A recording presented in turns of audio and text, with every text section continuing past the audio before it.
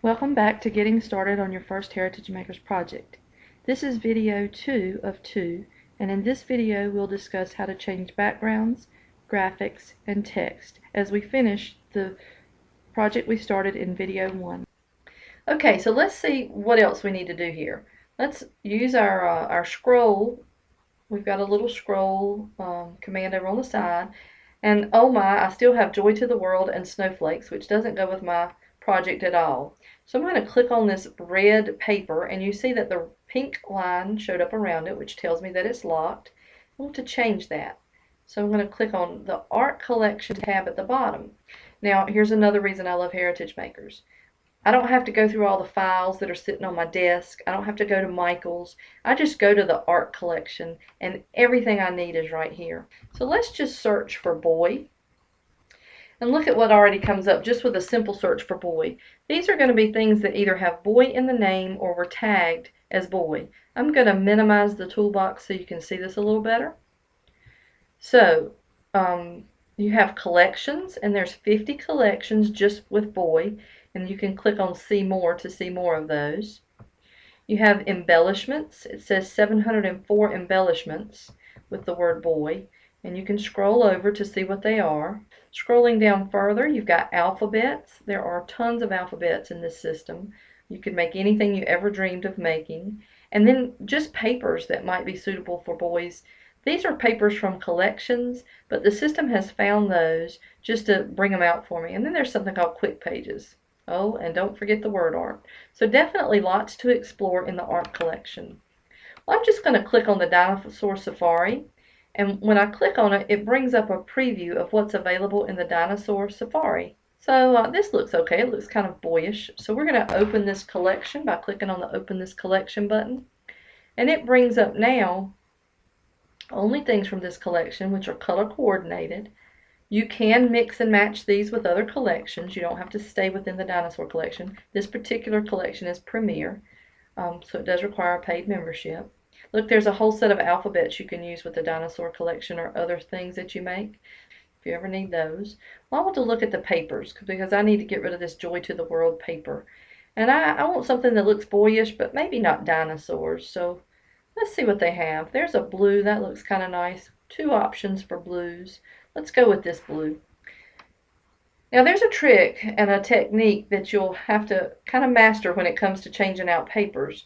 So what I'm going to do here is I'm going to make my page at the top as small as possible so I can see the entire page. I just use my zoom slider at the top to do that. Then I'm going to grab my paper at the bottom. Remember, you can always adjust how much you can see at the bottom if you need to. I'm going to grab my paper and I'm going to pull it to the top. Notice I don't have a box that says drop art here. So that's where your technique comes in and patience. You just have to move this around and eventually you'll get the drop art here to swap box. And it works just like a photo. You drop the paper and there you go. Now I have a blue paper instead of the red Joy to the World paper. Of course, that doesn't go too well with my new theme and snowflakes, so I want to get rid of these snowflakes that the designer has put into this particular template. What I did was I clicked on the snowflake. Notice it's pink, that means it's locked. Going back to my toolbox, I'm going to unlock that snowflake. Now, the green line has come up around it, and I'm just going to hit delete, and the snowflake goes bye-bye. I'm going to do that with my other snowflakes. I click on the snowflake, I unlock it, I hit delete on my keyboard. Click on the snowflake, unlock, hit delete on my keyboard. And now they're gone. Maybe I want to replace one of those snowflakes with a button or some other kind of embellishment. I did see some buttons up here, so let's try one of these. Again, I'm back down into my art collection. This was the dinosaur collection that we loaded. I'm just going to grab this button, just like if it was a picture, pull it to the top, and maybe put it here on this picture. Let's zoom in and see how that looks. Oh yeah, that's okay. Now I'm a drop shadow kind of girl, so I'm going to go back to my toolbox under the Effects tab. I'm going to click the drop shadow option, and that will give my button some dimension. I can make that drop shadow as big or as small as I want it to be. I love drop shadows. Okay, well, that kind of shows you what you can do with a collection, but we still have Joy to the World on the page. So I'm going to click on that to see if it's text or if it's a graphic. And this happens to be a graphic, so it was a piece of art. And I just get rid of it the same way. I'm going to go to my toolbox, unlock, and delete. And there it goes. Okay, let's talk about how you add your own text to your project. At the bottom, beside Art Collection, you have text boxes. And you'll see that you have title, body, and caption. To be honest with you, it does not matter which one of these you pick. So I'm going to click on the word body, and I'm going to drag it up to the top. And you'll see that it's going to drop a green box onto my page. Let me zoom in so you can see that a little clearer. Now, if you have really good eyes, you can see that in that green box it says double click here to edit. Well, I know that I want my caption to be much bigger than this, or my title, so I'm going to grab the corner of that green box, and I'm just going to stretch it out. So I'm grabbing the corner and I'm moving it to the place that I want it to be for sizing. Then I'm going to just zoom in a little more so you can see what I'm doing. I'm going to move my toolbox. This is just so you can see what I'm doing, no magic. I'm going to double click here to edit. That's what it said to do. Now I'm working like a word processor. So I'm just going to highlight my words, and I'm going to type what I want my title to be, which is My Boys. I hit enter between my and boys to give it 2 lines. Well, that's mighty small. That's not going to work at all. So let's see what we can do about that. I'm going back over to my toolbox and to tools. I'm going to click on adjust tools. Actually, there's not an adjust. I click back on my text box. Under tools, you can see that the default text is Garamond 12 point. Well, 12 point will not do. So I'm going to make that bigger by sliding that slider over, and it'll go up to 100. You could actually type in a bigger number if you wanted to make the My Boys bigger, but that'll work for our project. You also have justification here. Right now it's left justified. You can choose center, right justified, or aligned. I'm going to center my text. I think that'll make it look nice. Now that text doesn't show up very well on this page, so let's see what we can do about maybe giving it a background. While I'm on my text, I'm going to click on the Effects tab, and I'm going to give it a fill color. You see that fill color is one option. If I slide fill color over slightly, it gives me a translucent background to my text box. If I move it all the way over to 100, it'll give me an opaque background. Now, because my text is black and my background is black, the background, something's not going to show up. So I need to change something here. So I'm going to click on this little down arrow in the little black color box beside fill color. And you see that I get many options that come up, and I can choose any of these options for my background. But you know, none of them really match. So what I'd rather do is pull my dropper up over the window, and I'm going to find a color in the actual design that I like. A light color, maybe that one will work. Yeah, that blends much better. Remember we looked and there was a 10-point white border around those pictures? Let's put a 10-point white border around this. All I did was slide my slider over. I'm going to change the color by clicking on the color box. And I'm going to choose white, but to make sure that it matches perfectly, I'm going to choose the white that's already down here on this picture that I can see. And I think if my text were white, it might look a little better too. So let's go back to the Tools tab, change the color of the text. Alright, so now let's zoom out and see what we have. Oh yeah, I think that looks pretty nice. Certainly not Joy to the World anymore. Well, you know, I have a little extra room, so let's see if we can add another picture. That'll be a quick thing to show you as well. I'm going back down to the bottom to the My Photos tab, and I'll enlarge that so you can see it. Let's see if we can find a picture of both of my boys. There's one, that'll do.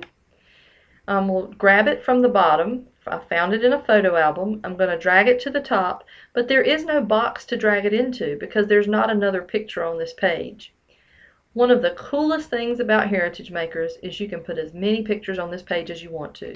So I'm just going to let go of that picture, and voila, I have a third picture on a page that started with 2. I'm going to zoom in on this and just adjust my screen so we can all see better. And you know, this is a great picture, but the background here is really not necessary for this template that I'm using. So I think what I'll do is crop it. I'll go back to my toolbox. That toolbox is quite handy. Now, if you signed up for an account, I probably emailed you a cheat sheet for this toolbox, so don't think you have to remember all of this, and if you don't have it, email me and I'll send it to you. So I'm on Tools. Let's try that again. Tools. I'm clicking on Adjust. Notice that this picture is lined in green. It's not locked. So when I click on Adjust, I get a crop function. If this picture were locked, that would not happen. So to crop it, you have to unlock the picture. All right, I'm going to crop this picture down to what I think would look nice on this particular page and click Done. Oh yeah. And then, you know, we've had borders on everything, so let's put a 10-point border. It's under the Effects tab. Let's match that color. Gotta be color coordinated here. And there we go. Now I've got a nice picture of my two boys along with the other things. You know, this kind of threw my text off, so I'm just going to slide it over a little bit. Let's back out and see what this page kind of looks like now. I could add buttons, I could add words, I could add one of those quotes we talked about. There's so many things I can add to make this page fancier if I want to, or just leave it like it is. One other thing I do want to show you about pictures, and that is you can see that there's a green border around this picture. The system senses the size of your picture. If I grab this picture by the corners to resize it, that border on this picture stays green for quite a while. This is a very high quality picture. But at some point, the line around the picture turns yellow and then red. If you get a border that's yellow, the system is saying, I'm not so sure that this is going to work. If you get a border that's red, the system is saying, you have stretched this picture way too far and this will not work. We don't recommend this. So that's how you can test your pictures to make sure that the quality of the picture size is adequate for what you're doing. Now, it will not know if the picture is blurry or low quality, but it will know that the size of the image itself is okay for the size that you're using on your page. So if you have a locked picture, again, you can unlock it to change to see if it's a green border. I always check my pictures that way. The other thing that I always do before I finish is I go to View, I go to Zoom, and I go to 100%. And what that does is it allows me to see the text in the size that it actually will be. One common mistake that people make is they make text too small. And if you will preview your projects at 100%, you can avoid that problem. Well, I'm ready to publish. I think this is how I'm going to end this project. So first I want to go up to the Preview button. I'm going to click on Preview. Remember, everything you do in Heritage Makers is going to be low resolution. It will be much clearer when you print it, if it was clear when you put it in. And I can use the slider at the bottom to zoom in or zoom out on this, and I think that looks pretty good. So we're ready to use this. That red border, by the way, that they're not sure whether that'll print or not, so that's letting you check to make sure you don't have anything vital in that red area. It's equivalent to this line here. There's a shaded area between the black line and the dark color, and that's we call it the gray area. You don't want anything important in that area. You can overlap, but just know that that may or may not print. And also, you notice that when we did the preview, all of this extra stuff on the side did not show up because it automatically knows not to put that on your picture. Well, I'm done, so I'm going to click Publish, and it tells me congratulations and gives me directions. So if you forget what we're doing here, you can remember that it's going to tell you. And it makes sure, have you previewed your project, and you have to say yes. And at this point, what it's going to do, it's going to move this project into the View Completed file. And here it is, and it can stay there until I'm ready to buy it. I may not be ready to buy it today. I may want to create several things and have them all shipped at the same time. But if I was ready to buy it, what I do is click Add to Cart. And you can see that that puts you up here in the check, puts it up in your cart, and you check out just like you would with most any other online system. Remember that you can find help under the Studio Tutorials, and that's under the My Studio tab, so it'll be the first thing you see once you log in. And once you've created a project or two and you're ready to get inspired, you can look in the template gallery, or you can take a look at our Facebook page or my blog, and I publish lots of things that I do there as well as things that some of my clients do. So if you do something and you really like it, email me a picture and I want to share it so other people can see wonderful ideas as well. I appreciate you logging in tonight. I appreciate you taking your time to learn Heritage Makers. Please let me know if I can help you in any way, and happy scrapping.